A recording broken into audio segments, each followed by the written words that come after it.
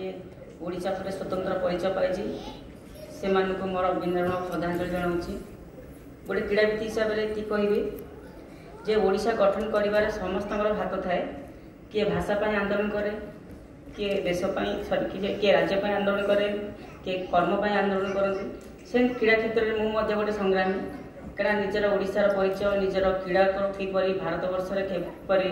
सारा विश्व परिचित करी निजर बहुत कठिन परिश्रम करे। से परिप्रेक्षी में 2006 मसीह मोर प्रथम जातीय स्तर मु मेडल हासिल करी। मो क्रीड़ा जीवन बहुत गरीब अवस्था सृष्टि होता क्या गोटे घरे 6 भौणी भाई बापा माँ को नहीं 9 जन परिवार से भाई गोटे गरीब परिवार भितर गोटे क्रीड़ाविद होबार बहुत बड़ स्वप्न था मोर। हेले से स्वप्न साकार हम बोली मुझे स्वप्न भाव नी कहीं परिवार सिचुएसन एत खराब था जे गोटे ओड़ी खाइले गोटे ओड़ी उपास रहा पड़ता। आउ से भाई गोटे गरीब अवस्था परिवार में गोटे भल क्रीड़ाविद होगा देशपाई खेलवा राज्य गौरव आने ताहा मो स्वप्न था।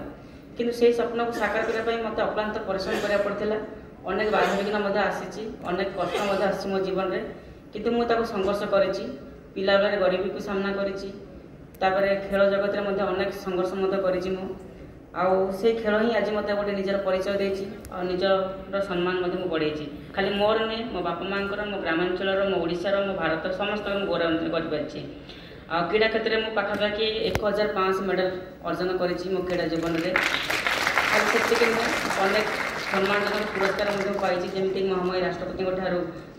अर्जुन पुरस्कार पाई ओडिशा मध्य क्लब अवार्ड विश्व टांगा award Odisha citizen award Odisha Gaurav award सहित आंतरिक स्तर में Vogue Indian magazine women of the sports award BBC news award पाखापाखि अवार्ड संख्या जो देखा 2000 ऊर्ध हम पुरस्कार मुझे पाई सब पाई मो संघर्ष मो परिश्रम जो मुझे खाली एति कहबी परिवार वर्ग मानू क्या समस्त भावती पिलाटी पाठ पढ़ले शिक्षित हम शिक्षित हेल्ले किसी भविष्य में गोटे बड़ व्यक्तित्व बन किंतु क्रीड़ा भी गोटे एक माध्यम जोटा कि निजर भविष्य गढ़ी पार और क्रीड़ा द्वारा निजर परिचय सृष्टि कर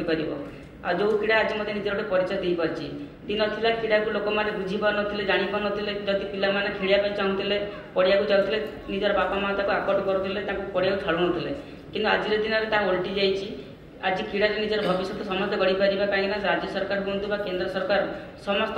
पक्षर आज विभिन्न प्रकार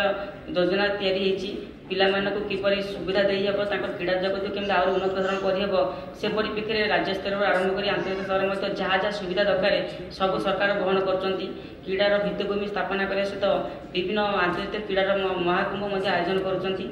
जो क्रीड़ाविद मैंने भल प्रदर्शन कर आर्थिक पुरस्कार देवा सहित स्वतंत्र गोटे जब दि जाऊँगी जमीक आज मु गोटे ओडिशा माइनिंग कॉर्पोरेशन गोटे सीनियर मैनेजर हिसाब से काम करुँची।